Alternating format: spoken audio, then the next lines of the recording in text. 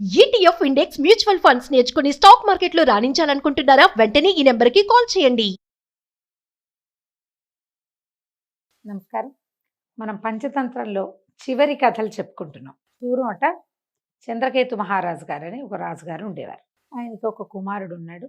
ఇంకా పిల్లవాడికి cousin brothers వాళ్ళు వీళ్ళు చాలామంది ఉంటే ఈ పిల్లలకి కాలక్షేపం కోసం రాజుగారు ఒక కోతుల గుంపుని ఒక గొర్రెల మందని పెంచేవాడట.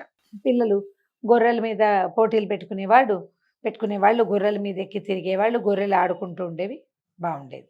అక్కడి నుంచి కోతుల గుంపు కూడా పొద్దుస్తమానం వాటికి తిండి పెట్టడం, వాటితో అవి చెట్లు ఎక్కితే పైనుంచి కాయలు కోయించుకుని తినటం, ఇలా సరదా పడేవాళ్ళు. కోతుల గుంపు కూడా తిరుగుతూ ఉండేది. ఈ కోతుల గుంపులో కొన్ని పిల్ల కోతులు, కొన్ని నడి వయసు కోతులు, కొన్ని ముసలి కోతులు కూడా ఉండేవి. అన్నిట్లలో ఒక ముసలి కోతి చాలా తెలివిగలది. అయితే ఈ కోతి ఒక రోజున వంటశాల దగ్గర కూర్చుంది. ఈ వీళ్ళకి ఎట్లా ఉండేదంటే, వాళ్ళు రాజుగారి అబ్బాయిలు బాగా మేపేవాళ్ళు, గొర్రెల మందని మేపేవాళ్ళు, మరి కోతుల్ని మేపేవాళ్ళు. రుచికరమైన పళ్ళు గిళ్ళు అన్నీ శుభ్రంగా వీటికి పెట్టేవాళ్ళు.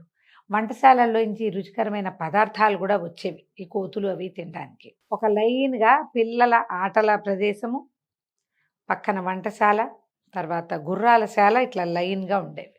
అయితే ఈ కోతి ఒకరోజు చూస్తుంటే అదొక గొర్రెని చూస్తుంది. ఆ గొర్రెల మందలో ఒకటి పరమ తుంటరి గొర్రె ఒకటి ఉండేది. సాధారణంగా గొర్రెలు తుంటరిగా ఉండవు.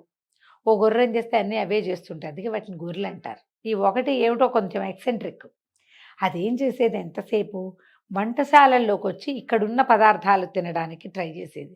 దానికి పెట్టే గడ్డి కాదం కూరగాయలు చాలేవి కాదు దానికి. ఈ కోతులు తింటున్న తినుబండారాలు వాటి మీద ఆసక్తిగా ఉండేది. ఎంతసేపు వంటింట్లో చొరబడేది. వంటింట్లో వాళ్ళు, ఆ వంట పని వాళ్ళు ఉండేవాళ్ళు, వాళ్ళు ఏవో ఒకటి విసిరేసి దాన్ని కేకలేసి తిట్టేవాళ్ళు, పరిగెత్తుకుంటూ పోయేది. అయితే ఒకనాడు ఒక ముసలి కోతి, ఆ ముసలి కోతి ఉంది కదా, అది ఇదంతా చూసింది. చూసి ఎవర్రా ఇక్కడి నుంచి వెళ్ళిపోదామరా మనము అని తన గుంపుకి చెప్పింది. అన్ని కోతులు పక్కపక్కనవే, ఏమన్నా పెచ్చ, ఇక్కడి నుంచి వెళ్ళిపోవటం ఏమిటి? రాజుగారి పిల్లలు ఎంత బాగా చూసుకుంటారు మనని, ఎంత రుచికరమైన పళ్ళు వస్తాయి. ప్రతి సీజన్లో ఏ ఋతువుకు సంబంధించిన పళ్ళు ఆ ఋతువులో ఫ్రెష్ ఫ్రూట్స్ తింటాం కదా మనం. తర్వాత వాళ్ళు ఏమో బోల్డు పదార్థాలు, తిండి పదార్థాలు వండుకుంటారు, అందులో కొన్నైనా మనకు పెడతారు హాయిగా. ఎండాకాలం చల్లగా ఉంటుంది, శీతాకాలం వెచ్చగా ఉంటుంది. చెట్లు చేమలు ఎక్కి మన ఒళ్ళు దాచుకోవాల్సిన పని లేదు, పిల్లలు ప్రశాంతంగా ఉంటారు, ఎందుకు వెళ్ళిపోవటం అన్నారు. అనేసరికి అందరికీ చూపించింది. ఆ గొర్రెని చూడండి అర్రా అంటే, అవును అది తుంటరి గొర్రె, అవును అది వంటింట్లోకి చొరపడుతుంది, అవును వాళ్ళు కొడుతున్నారా దాన్ని, అవును కొట్టని, దానికి బుద్ధి వస్తుంది, నీకేం పోయింది మధ్యలో అన్నాయి మిగిలిన కోతులు. అంటే ముసలి కోతంది, కాదర్రా, ఇలా అది ప్రతిరోజు జ్వరపడుతుంటే ఏదో ఒక రోజున ఆ వంట వాళ్ళకి విసుగుబుట్టి ఈ చేతిలో దాన్ని అదిలించడం కాకుండా ఆ కట్టెలు అవి తోస్తుంటారు. పొయ్యి అంతా గాడి పొయ్యిలు ఉంటాయి ఆ కాలంలో, స్టవ్లు ఏవి, పొయ్యిలు కదా. పొయ్యిలో గాడి పొయ్యిలో కొరకంచలు ఉంటాయి, సగం కాలిన కట్టెలు, పెద్ద పెద్ద పొయ్యిలు పెడతారు, వాటి మీద బాణళ్ళు ఉంటాయి. ఏ వేడి కొరకంచో ఎవడైనా దాని మీద గనక విసిరేశాడనుకోండి అన్నది కోతి. అంటే విసిరేని, ఈ గొర్రె మొహానికి బుద్ధి వస్తుంది అన్నాయి మిగిలిన కోతులు. గొర్రె మొహానికి బుద్ధి రాదర్రా, గొర్రెకి బొచ్చు ఉంటుంది, ఊలు బొచ్చు, ఊలు కదా అది. ఈ కొరకంచు తగిలిందనుకో ఊలు కాలిపోతుంది, కాలిపోతే దానికి మరీ బుద్ధి వస్తుంది, పీడాపోతుంది అన్నారు మిగిలిన వాళ్ళు. బుద్ధి రాదు దానికి, బొచ్చు గనక అంటుకుందా గొర్రె వెర్రెక్కిపోతుంది. అది మన వైపుకి పరిగెత్తుకురాదు, తన వైపుకి పరిగెత్తగలదు, అది ఎక్కడికి వెళ్తుందో దానికే తెలియదు. పొరపాటున ఇటు గనక వెళ్ళి, రెండో పక్కన గుర్రపుశాల ఉంది కదా, వంటశాలకి ఇటు పక్కన గుర్రపుశాల ఉంది. ఈ గుర్రపుశాల గనక అంటుకుందా ఈ గొర్రెబొచ్చు వల్ల, దానిపైన అంతా రెల్లేశారు, అంటుకుంటే గుర్రాలకు ఒళ్ళు కాలిపోతుంది. గుర్రాలకు కూడా బొచ్చు ఉంటుంది కదా, మొహం మీద కొంచెం ఉంటుంది, తోక కూర్చుంటుంది, సన్నటి నూగు. ఈ ఏదైనా అంటుకుని గుర్రాలకు గనక ఒళ్ళు కాలిందో చచ్చామే మనం అంది కోతి. మిగిలిన కోతలంటే ఇప్పుడు గొర్రె అది దూరుతోంది, దాన్ని కొట్టారు, దానికి బుద్ధి వస్తుంది, పోనీ రాదు, ఒళ్ళే కాలుతుంది నువ్వు అన్నట్టు. ఈ ఒళ్ళు కాలిన గొర్రె మొహాన్ని పోయి గుర్రపు సాలని అంటిస్తుంది, గుర్రాలకు ఒళ్ళు కాలుతుంది. మనదేం పోయింది, మనం చెట్టు ఎక్కి కూర్చుంటాంగా, మనకేమో ఇల్లా వాకిలా, మనకేం షెడ్లు లేవు, ఇక్కడ ఉన్న చెట్లన్నీ మనవే, మనం చెట్లు ఎక్కి కూర్చుంటాం, మనకేం భయం లేదు కదా. అంటే కోతంది, మీ బొందా అది కాదురా, గుర్రాలకి గనక ఒళ్ళు కాలిందంటే గుర్రానికి పుండు మానాలంటే కోతి కొవ్వు రాస్తే పుండు మానుతుంది, ఇది వైద్యం, కొన్ని పుస్తకాల్లో ఉంది. ఇప్పుడు గుర్రం ఒళ్ళంతా కాలిపోయింది, గుర్రాలకి పుళ్ళు పడిపోయినాయి, ఆ పుండు మానాలంటే గుర్రం మళ్ళీ పరిగెత్తాలంటే ఏం చేయాలి? కోతుల్ని చంపి వాటి ఫ్యాట్ ఎంత ఉంటుంది? ఫ్యాట్ కోత ఎంత ఉంటుంది? దాంట్లో ఫ్యాట్ ఎంత ఉంటుంది? ఎన్ని కోతులనో చంపితేనే కానీ ఈ మాత్రం ఫ్యాట్ రాదు. కోతులు డొక్కుల్లా ఉంటాయి చూడండి, బక్కగా ఉంటాయి. పుష్టి కోతులు ఎక్కడుంటాయి? ఉండవు. మనకు మళ్ళీ లావుగా ఉండవు అవి. వాటి ఫ్యాట్ చాలా తక్కువ ఉంటుంది.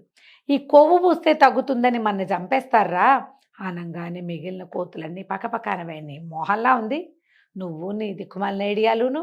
ఈ పరిగెడుతున్న గొర్రె ఏనాడో వాళ్ళకి దొరుకుతుంది, వాళ్ళు కొరకంచు పెట్టి కొడతారు, అప్పుడు దానికి ఒళ్ళు కాలుతుంది, అప్పుడు అది పోయి గుర్రాల చాలని అంటిస్తుంది, అప్పుడు గుర్రాలకు ఒళ్ళు కాలుతుంది, అప్పుడు మనని చంపేస్తారు. అసలు ఎన్ని ఉన్నాయి ఇఫ్స్ బట్స్? చాలా ఉన్నాయి కదా. మానేయచ్చు, ఇదేది జరగకపోవచ్చు.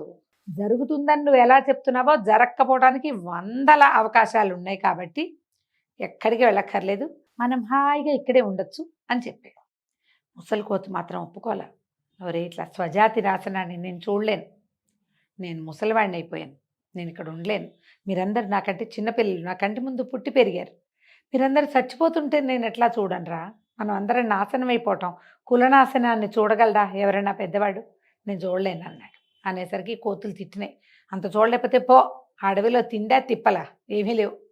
ఆ చెట్లు ఎండిపోతాయి, అక్కడ కార్చిచ్చులు వస్తాయి, రకరకాల సమస్యలు వస్తాయి, తిండి దొరకదు, 100 మంది పోటీదారులు. ఇక్కడ ఉంటే హాయిగా రాజుగారు అబ్బాయి తెల్లారేసరికల్లా బుట్టలతోటి పళ్ళు పంపిస్తాడు, హాయిగా తిని పడుకోక నీకేం పోయే కాలం, పెద్దవాడివి అని అన్నీ తిట్టినాయి. ఇవి ముసలి కోతి ఇక్కడ ఉండలేకపోయింది, వెళ్ళిపోయింది, అడవిలోకి పోయింది. కొన్నాళ్ళు అయ్యాక కోతికి కబురు వచ్చింది. ఒక కాకి మీ వాళ్ళందరూ చచ్చిపోయారు వచ్చాను వచ్చి చెప్పింది. కోతి వలవల ఏడ్చింది. ఎలా జరిగింది, ఎలా జరిగింది, ఏం జరిగిందంటే, ఏముంది జరగడానికి, ఓ గొర్రె ఏదో ఎంతసేపు వంటశాలలోకి వస్తుందిట. ఆ వంటవాడెవడో ప్రాణం విసిగిపోయి చేతిలో ఉన్న కొరకంచు అంటే పొయ్యిలోకి తోస్తున్నటువంటి ఇంత కట్టెని కొసంతా కాలుతోంది. దానికి కొరకంచు అంటారు. దాన్ని కొరకంచు అంటే ఓ పక్కన మండుతున్న కట్టె. ఆ కట్టెని గొర్రె మీదకి విసిరేశాడు. ఆ గొర్రె బొచ్చు అంటుకుంది. అదేమో అటెగిరి ఇటెగిరి గుర్రపుశాలని అంటించేసింది. గుర్రాలన్నీ కాలిన గాయాలతో గాయపడ్డాయి. గుర్రాల కాలిన గాయాలను మాన్పాలంటే కోతి కొవ్వు కావాలని ఉన్న కోతి మందనంతటిని చంపేశారు రాజుగారి వైద్యులు. ఏముంది, సైనికులు తలా ఒక దెబ్బ కొట్టి కోతులను చంపేసి వాటి శరీరాల్లోంచి కొవ్వును తీసి గుర్రాలకు వైద్యం చేయించాడు రాజుగారు అని చెప్పి. కోతి పరమ దుఃఖంతో వలవల ఏడుస్తూ ఉండిపోయింది. అయ్యో, మొత్తం పిల్ల మేక అన్నీ పోయినాయి, నాతో పాటు వచ్చేస్తుంటే ఈ గోల తప్పేది కదా. రాజుగారు ఏడుపు, రాజుగారు ఏడ్చేవాడు, వాళ్ళకి దొరకపోతే ఏం చేసేవాళ్ళు, మన కనీసం నా సొంత గుంపు పోయేది కాదు కదా అని పరమ దుఃఖంతో ఏడ్చుకుంటూ ఉంది. అయితే ఏమైందట, ఒకనాడు అది అడవిలో తనున్న ప్రాంతంలో ఇంకా ఉండలేక ఎటో వెళ్ళటం మొదలుపెట్టింది. ఆ వెళ్తూ ఉంటే ఒక చెరువు కనపడింది. కోతికి దాహంగా ఉంది, చెరువు వైపుకి వెళ్ళింది. వెళ్ళాక దానికి ఒక ఐడియా వచ్చింది, ఏంటిది ఏదో తేడాగా ఉంది అని. చెరువు ప్రశాంతంగా ఉంది, దాని చుట్టూతా ఏం జంతువులు లేవు. చెరువు వైపుకి కొన్ని అడుగులు వెళ్తున్నట్టు కనపడుతుంది. అడుగులు వెళ్ళినా ఏవో జంతువులు చెరువు వైపుకి నడిచి వెళ్ళినాయి, చెరువులోకి వెళ్ళాయి, నీళ్లు తాగాయి. రావాలిగా వెనక్కి, వెళ్ళిన అడుగులుగా ఉన్నాయి కానీ వచ్చే అడుగులు కనపడలా. ఈ కోతికి అనుమానం వచ్చింది. అంటే ఈ చెరువులో ఏదో ఉంది, ఏ జంతువైనా అందులోకి వెళ్తోంది కానీ అందులో నుంచి బయటికి రావట్లా. అదేం చేసింది, ఒక పక్కన గట్టు మీద చేరి అక్కడ ఒక రెల్లు పొద ఉంటే ఇంత పొడుగాటి రెల్లు పుల్ల తీసి, రెల్లు అంటే అది ఒక బెండులా ఉంటుంది, స్ట్రాలాగా ఉంటుంది. ఆ రెల్లుని నీటిలోకి ఆనించి నీళ్లు పీల్చడం మొదలుపెట్టింది. ఈ బుడబుడ శబ్దం చేస్తూ నీళ్ళు మామూలుగా మనం పీల్చేసరికల్లా స్ట్రాతో పీల్చేసిన సౌండ్ వస్తుంది. శబ్దం వచ్చేసరికల్లా అది నీళ్ళ నుంచి ఒక భూతం లేచింది. పైకి లేచి, ఎవర్రా నువ్వు అని చూసి, ఓర్ని భలే తెలివిగలవాడివిరా నువ్వు, ఇంతమందిని చూశాను, నీలాంటి తెలివిగలవాడిని ఎవరిని చూడలేదే అనేసరికి కోతంది, ఏమి లేండి నా తెలివి, మొత్తం కుటుంబం అంతా సర్వనాశనం అయిపోయింది, వాళ్ళని ఎవరిని నేను రక్షించలేకపోయాను అన్నాక భూతము కోతి కొంచెం ఫ్రెండ్షిప్ చేసి, ఆ భూతం ఏం చేసింది, నువ్వు ఇంత తెలివిగలవాడివి కాబట్టి నీకు ఒక అద్భుతమైన వస్తువు ఇస్తానని లోపల నుంచి ఒక ముత్యాల హారం తీసి ఇచ్చింది కోతికి. ఆ కోతి ఆ ముత్యాల హారం పట్టుకుని చూసింది. చూశాక భూతాన్ని అడిగింది, అయ్యా మీరు ఏం చేస్తారండి? ఏముంది, ఈ చెరువులోకి ఎవడొస్తే వాడిని తినేస్తాను అని చెప్పింది భూతం. ఎంతమందిని తినగలరండి? ఒకేసారి 1000 మందిని తినేయగలను, చెరువులోకి దిగితే చాలు 1000 మందిని హాంపట్టు ఒక్కసారే నేను తినేస్తా అనగానే ఈ కోతంది, చాలా సంతోషం, మీరు ముత్యాల హారం ఇచ్చారు కదా, మీకు అద్భుతమైన బహుమతి తెస్తాను నేను అని చెప్పి వెళ్ళిపోయింది. ఈ వెళ్ళిపోయిన కోతి సరాసరి తను ఏ నగరం విడిచిపెట్టి వెళ్ళిందో, ఏ నగరంలో తన కుటుంబం మొత్తం హతమారిపోయిందో ఆ నగరానికి వెళ్ళింది. రాజుగారి దగ్గరికి వెళ్ళి పలకరించింది. రాజుగారి అబ్బాయి కొంచెం పెద్దవాడు అయ్యాడు 26 నెలల్లో. రాజుగారు అన్నాడు, ఏమిటో ఈ భలేగా బాగున్నావు, ఎన్నాళ్ళైందో వచ్చి ఇక్కడికి ఎలా వచ్చావు ఏమిటి అని అడిగి, నీ మెళ్ళో ఏమిటో అది అన్నాడు. అనగానే కోతంది, అదే ప్రభు, చాలా రోజులు మీ దగ్గర ఉన్నాం కదా, మీకు బహుమతిగా ఇద్దామని ఈ ముత్యాల హారం తెచ్చాను. రాజు తీసుకున్నాడు ముత్యాల హారం. ఆ ముత్యాల హారం పరిశీలించి చూసి, అక్కడ ముత్యాలు రత్నాలు చూసేవాళ్ళు ఉంటారు, ఏమంటారు అప్రైజర్స్, అది వాళ్ళకు చూపించాడు. వాళ్ళు చూసన్నా, అయ్యే బాబోయ్ మేలు ముత్యాలండి, మన ప్రాంతంలో ఎక్కడా దొరకవే, ఈ కోతి మొహంది ఎక్కడి నుంచి తెచ్చింది అనగానే కోతిని అడిగారు, ఎక్కడిది ఇది ఏమిటంటే, కోతి చెప్పింది, చాలా అద్భుతమైన చెరువు ఒకటి ఉందండి, ఆ చెరువులో దిగిన వాళ్ళకి దిగినట్టుగా ఒక హారం లభిస్తుంది. నేను ఆ చెరువులో దిగా, ఆ చెరువులో ఉన్నటువంటి దైవం నాకు ఈ హారాన్ని ఇచ్చింది, నేనేం చేసుకుంటాను హారం, అందుకని మీకు ఇవ్వడానికి వచ్చా అనేసరికి రాజు అన్నాడు, ఎక్కడ ఎక్కడ ఆ చెరువు అని అడిగాడు. అయితే కోతంది, తప్పకుండా నేను చూపిస్తానండి, మీరు ఒకళ్ళే రావటం ఏమిటి, రండి నా వెనకాల పడి మీ వాళ్ళు నలుగురిని తెచ్చుకోండి, అందరికీ తలా ఒక హారం లభిస్తుంది, మీలాంటి గొప్ప రాజుకి అద్భుతమైన హారం లభించడం కంటే ఇంకేమైనా కావాల్సింది ఉందా నాకు అని రాజుగారిని బెల్లించింది, బాగా నమ్మించింది అనమాట. సరే రాజుగారు ఒప్పుకున్నాడు. అయితే ఏమన్నాడు, తన సైన్యం అందరినీ ఓ 1000 మందిని రమ్మన్నాడు, నాతో రండి, అడవిలో ఒక చెరువు ఉంది, అక్కడ అందరికీ ముత్యాల హారాలు లభిస్తాయి, ఆ ముత్యాలతో మన రాజ్యం నిండిపోతుంది, అదంతా కోశాగారానికి చేరాలి సుమా అని అందరికీ చెప్పాడు. మీ అందరికీ బహుమతులు ఇస్తాను, హారాలు నాకు ఇచ్చేయాలని 1000 మంది సైనికులకి చెప్పి తన కుటుంబాన్ని ఒక 1000 మంది ఇంచుమించుగా సైనికుల్ని పుచ్చుకొని బయలుదేరాడు. రాజుగారు కుటుంబము సమస్తమైన వాళ్ళందరూ 1000 మంది జనం చేరారు చెరువు దగ్గరికి. కోతంది, మహాప్రభు మీరు చాలా గొప్పవారు, మీరు త్యాగశీలి, కాబట్టి మీరు గట్టి మీదే నుంచోండి, మీ వాళ్ళందరినీ నీళ్లలోకి దింపుదాం, వాళ్ళందరికీ హారాలు లభించే అత్యద్భుతమైన దృశ్యాన్ని మీరు కంటితో చూద్దురు కానీ ఎంత బాగుంటుందో అని రాజుగారికి చెప్పింది. రాజు కూడా సంతోషించాడు. అవును, మన పరిజనం అందరికీ తలా ఒక హారము వస్తే వాళ్ళ ఆనందం మనం కంటితో చూడడం కంటే ఏం కావాలి మనకి, అదే కదా మనకు కావాలి. రాజుగారు పెద్ద కోతి గట్టు మీద నుంచున్నారు, ఇద్దరు నుంచున్నాక చెరువు చుట్టూతా చేరారు ఈ మొత్తం 1000 మంది గుంపు, ఒకేసారి దూకారు చెరువులోకి. దూకిన మరుక్షణం హాహాకారాలు చేశారు, ఒక్కడు కూడా బయటికి రాల. ఆ లోపల ఉన్న భూతం మొదట కోతి చూసినప్పుడు ఇంత కనపడింది, 1000 మంది వచ్చేసరికల్లా అది 1000 మందికి సరిపడా అయిపోయింది, చెరువంతా నిండిపోయి ఆ 1000 మందిని ఒక్కసారి గుటకాయ స్వాహా చేసేసింది. రాజు అయ్యో అయ్యో అయ్యో అని ఆక్రోశిస్తూ ఉండిపోయాడు, కానీ ఏమీ చేయలేకపోయాడు. అతను చూస్తూ ఉండగానే మొత్తం తన పరివారంతో పాటు కుటుంబంతో పాటు సమస్త పరివారము ఈ భూతానికి ఆహుతైపోయింది.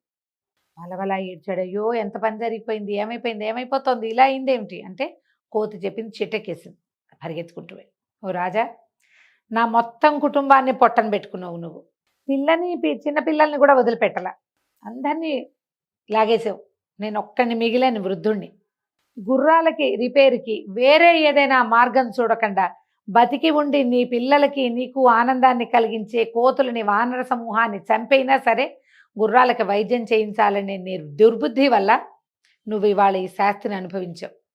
నాలాగానే అంత పరివారాన్ని పోగొట్టుకుని ఒంటరిగా ఉంటూ ఆ దుఃఖం ఏంటో నువ్వు అనుభవించాలి, నిన్ను అనుభవించేలా చేయడానికే ఇక్కడికి వచ్చాను, నేను నీ దగ్గరకు వచ్చిందే అందుకు అని చెప్పి రాజు దుఃఖపడుతూ ఉండిపోయాడు. ఏమీ చెయ్యలేక ఆ చెరువులో దిగినా తను రక్షించేదేం లేదు, అందులో దిగితే తన కూడా లాగేస్తుంది భూతం. పరమ దుఃఖంతో ఏడ్చుకుంటూ వెళ్ళిపోయాడు. ఆయన అత్యాశ వల్ల, తొందరపాటు వల్ల, అనాలోచితమైన చర్య వల్ల ఈ పని జరిగింది. ఆ కోతి తన దగ్గర ఉన్న ముత్యాల హారాన్ని ఆ భూతానికి అప్పచెప్పేసి నాకు అక్కర్లేదని చెప్పి వేరే ఇంకొక సమూహంలో కలవడానికి తన దారిని తను వెళ్ళిపోయింది. ఏదైనా ప్రమాదం వచ్చినప్పుడు దాన్ని సరిచేయటానికి మనతో పాటు ఉన్న వాళ్ళని ఎవరినైనా బలి చేసే ఆలోచన చేయకూడదు, వీళ్ళని బాడి చేసి దాన్ని బాగు చేద్దాం అన్న ఆలోచన చేయకూడదు. మనకి పూర్వకాలపు గాథల్లో ఇలాంటివి కనపడతాయి. ఎవరో ఒకళ్ళని బలికా బక్రాన్ చేయటం, ఏమంటారు దాన్ని, బలి పశువుని చేసేస్తారు. బలి పశువుని ఒకడిని బలి పశువుని చేసేసి రెండో దేన్నేదో కాపాడదాం అనుకుంటారు. కానీ బలి పశువుగా చేయబడ్డ వాడికి కూడా ఒక సమాజం ఉంటుంది కదా, అది తిరగబడితే ఇలా అవుతుంది. కథ కంచికి మనం ఇంటికి.